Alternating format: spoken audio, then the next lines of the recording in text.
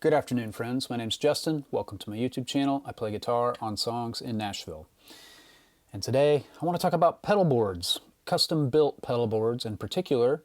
This video is kind of a response to some comments. I laugh because that can get you into choppy waters pretty quickly if you're making videos to respond to YouTube comments.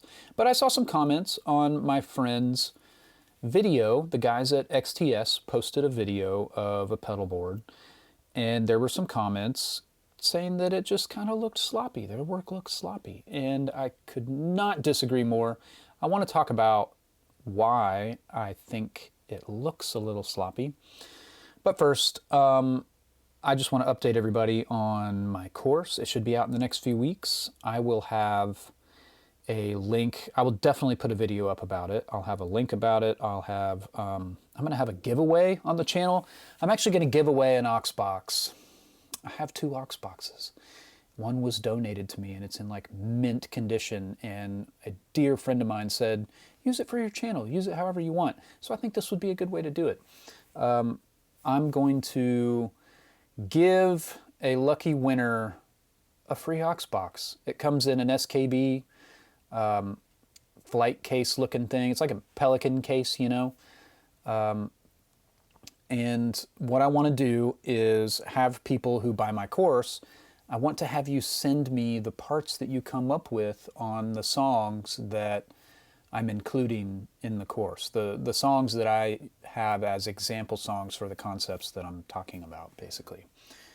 And one lucky winner is going to get an aux box. And then you'll be able to do all the things I do with my amps, where I crank the snot out of them, and it just doesn't matter because there's no speaker screaming its head off in a different room or in the room with me or making neighbors mad or anything. You're running direct into the aux, and you can really tweak which speaker cab you're using, which mic or mics you have on that cabinet, what room it's in. It's a really powerful piece of gear, and it sounds good. Like it's something I use all the time, you know? So look for that. One of you will win the aux box. Okay, let's get to these pedal boards. So the video with the comments that I wanted to address on behalf of my friends was in their recent Dan Huff studio board video. They made a new little pedal board for Dan Huff. And if you've been following Dan and you've been a Dan fan for a while, you know, he was kind of a rack guy. Like, he's not going to get all these sounds out of just a pedal board. It was always outboard gear. And I mean, those tones and his playing is just inspiring on a level that very few guitar players inspire me on, you know. And I've heard him play recently, seen him play recently, and man, he's as good as he ever was. It's pretty awesome. He put out some solos on pop records and country records that would make any guitar player in that artist's live band sweat. It's pretty funny. So let's talk about the board. And I want to show you my board as well, and how the way that they designed it and how the cabling is done in particular really serves a very important purpose, okay? On Dan's board, they were looking at this angle of the board. Here's a picture. And if you look here, it's basically a small 2-row board.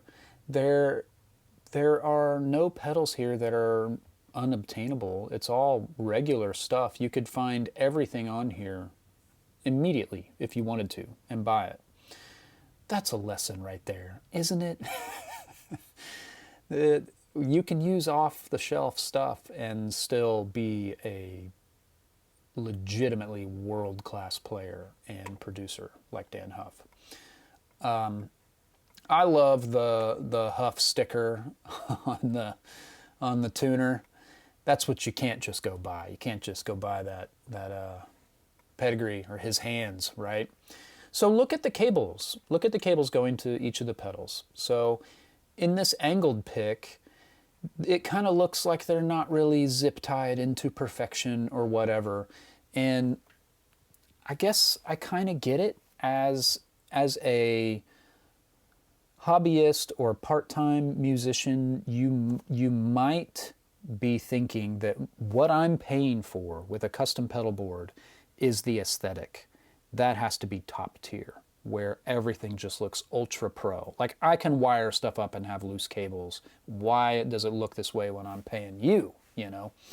That's kind of the angle that I perceive these questions coming from.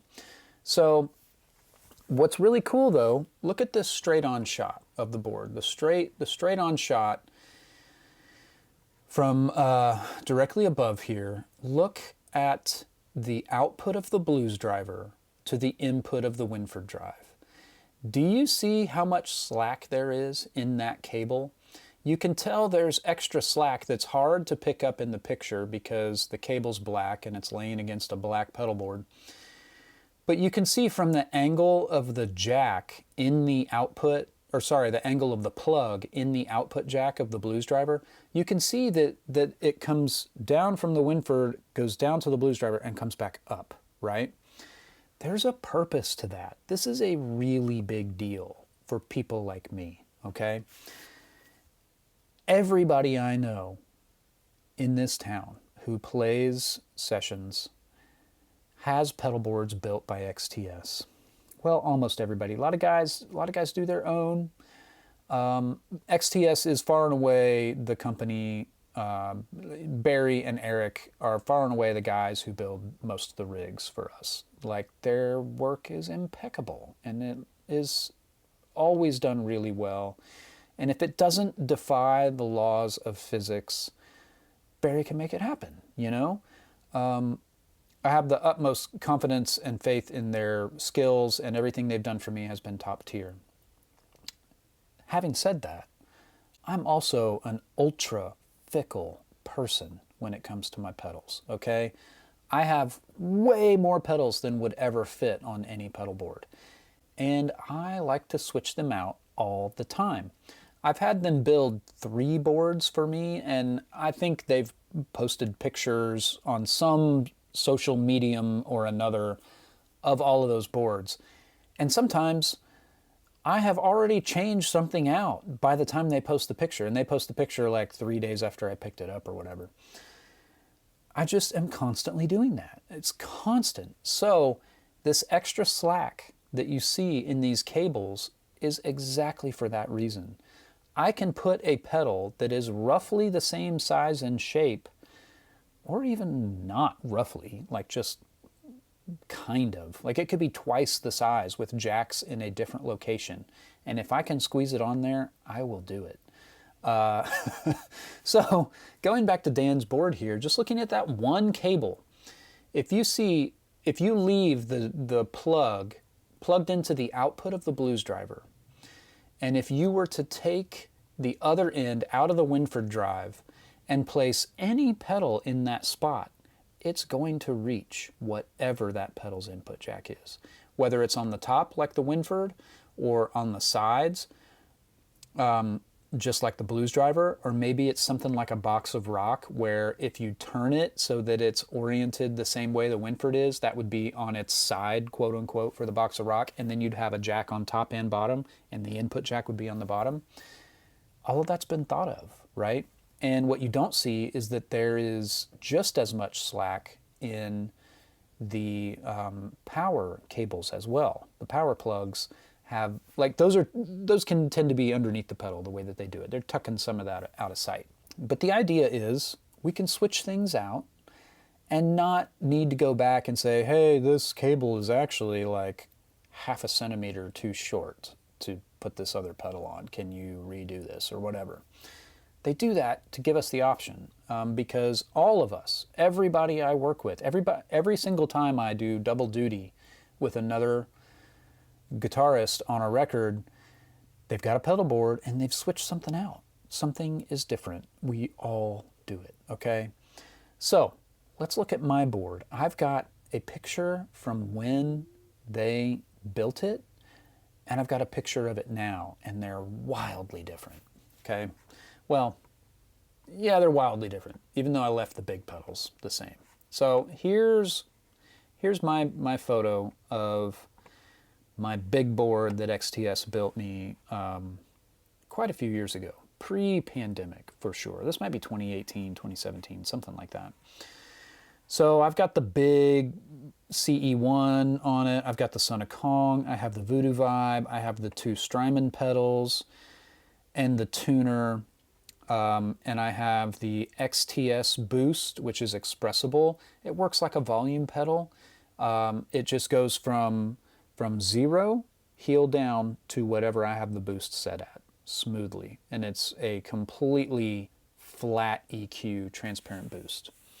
So it's a way for me to have a volume pedal that doesn't have a volume pot in the signal chain like a normal volume pedal. It's really just operating as the expression of a clean boost. All right, that's kind of like the Vertex thing. All that has stayed the same. Now here's a picture of my updated board. This is what it currently looks like. I took a picture of this just now. This is what it looks like under my desk. Pardon the cables. Oh my goodness. So aside from, you can see my instrument cables on the right side of the photo and the bottom, but also on the left side of the photo, that's an acoustic mic cable that's hanging in front of the pedal board. And you know, I think I have very little OCD compared to people who see disorder and their eye starts twitching, you know. So maybe that's also some of the perspective that some people are coming from when they say, those cables don't look really clean, you know, or whatever. And yeah, see, that's, again, the downsides to comments. You cannot read tone or intent clearly. Like I just impersonated what I thought was like kind of an angry, complainy tone and read that into those comments. Maybe that wasn't it at all. I don't know. So anyway, let's look at what's different about my board now compared to what it used to be. Instead of the King of Tone and the Mostortion on the bottom right of the pedal board, I now have a Sean Tubbs Tilt Overdrive from Rev and a Nordland odr-c. And just like the pedals that they replaced, both of these pedals have top jacks. So that was a really easy swap. And there's not really room unless I went to a much narrower pedal where the tilt sits. There's not really room for me to put something else in that spot. But I've got the cabling to make it work if I wanted to. Now, let's look at the center of the board. When I had it built, it was a reverberation machine at the very end of the chain, and then my first position overdrive / fuzz slot was a clean octave blend from Prescription Electronics, and that's an old one, okay? They reissued that because prices on them went nuts. Mine's an old one, and it sounds amazing for what it does. Think of a Hendrix Octavia pedal, right?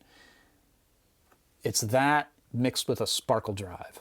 So you know how the sparkle drive from Voodoo Lab, it was basically a tube screamer circuit, but it had a clean blend. So you could blend in your clean tone with it. That's what the clean octave blend is. It's a sparkle drive Octavia, okay? Pretty cool because you can get even more subtle fuzz sounds out of it. So I used it for a long time. I kind of grew weary of it because I used it so much. So where I had the Death by Audio reverberation machine, I now have a Meris Mercury 7. Those are both top jack pedals, but the jacks are in a different orientation. Where I had the clean octave blend, I now have a Box of Rock. Wildly different setup for where the jacks are and how I had to orient the Box of Rock to get it to fit in that spot. So instead of having all top jacks like the clean octave blend, I had enough slack to have a jack on the top, a jack on the bottom, and then the power jack on the side.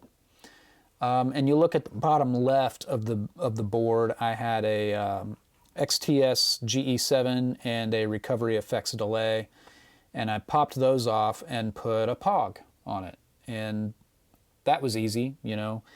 Not really any routing requirements there. I think I did have them make me a cable because those two pedals weren't right next to each other in the chain, so I had to, instead of running from my XTS boost into the GE7 and then out to the Mobius, I think is what's next in the chain, I had them make a cable that just went straight from the XTS boost to the Mobius under the board.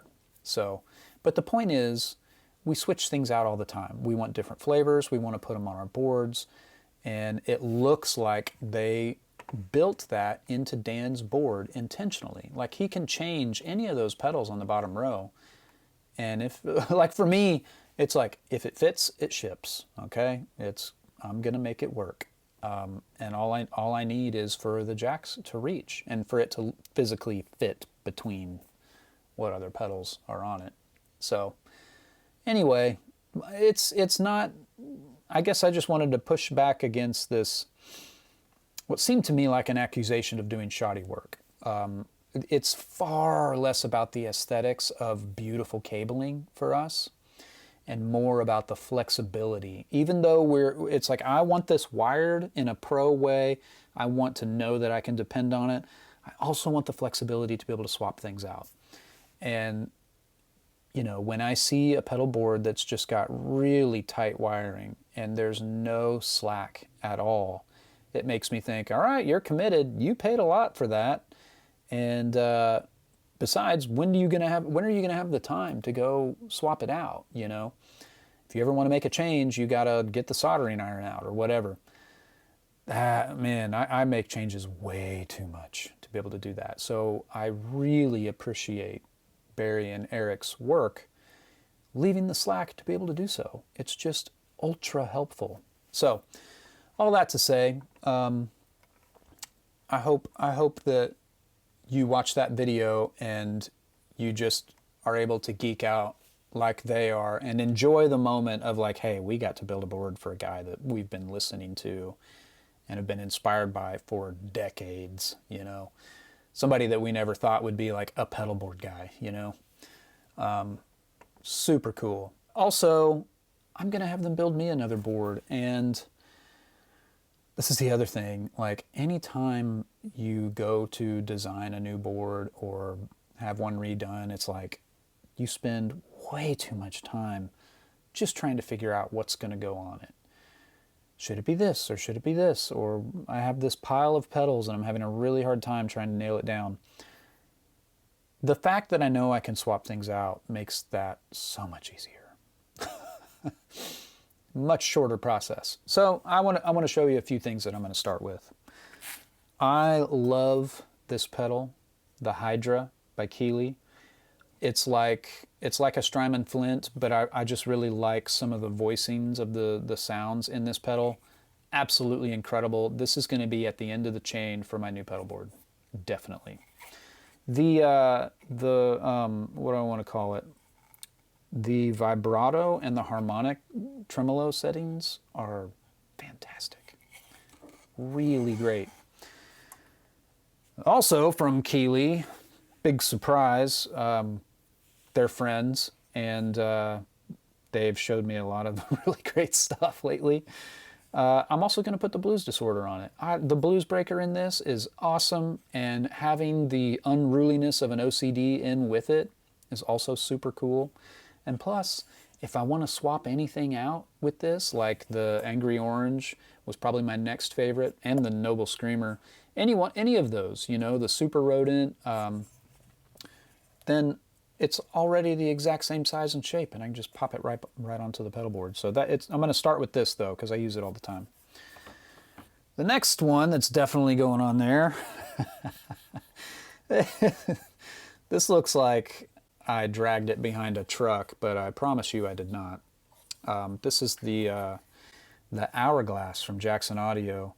What a great compressor. I'm not a compressor guy per se, but I do enjoy some of the subtle compressed sounds when really like popping around on a telly, or even when playing slide on like, I don't know, getting some of those Lowell George and Racooter sounds. Really usable pedal. Like I'm never like ultra excited about a compressor, but this is just a tool that I'm gonna start keeping in my toolkit. And boy, I really did like it. It rode in my bag next to a couple other pedals and my water bottle, which is also metal. Like, check this out. This thing is just beat. Oh man, yeah, it got beat up. But hey, you know, I'll sell it to you for double what they cost new for the relicking. You know, we pay for that now. And then the last thing that I think is definitely going on for sure is the old 5-watt World and Barber Electronics bus pedal. What a great pedal. It's just so good for solos. It's got some of that woody tone for the lower gain sounds. There's one last pedal that is definitely going on my board, and I'm going to grab it here in just a second. Okay, this is probably not a surprise to a lot of you if you've watched my channel, but the old Overdrive boost. Just so usable, especially with the mini toggle, having the different voicings. You can get that classic color sound overdriver, or what was the other name for it? A power boost, I think. You can get those tones, but then I tend to leave it in the position with more headroom, which if you have one of these and you get it, you'll understand what I mean. One just has more gain if you have the knobs all set at the same position. I tend to like the punchier side. I think that's the silicon only transistor.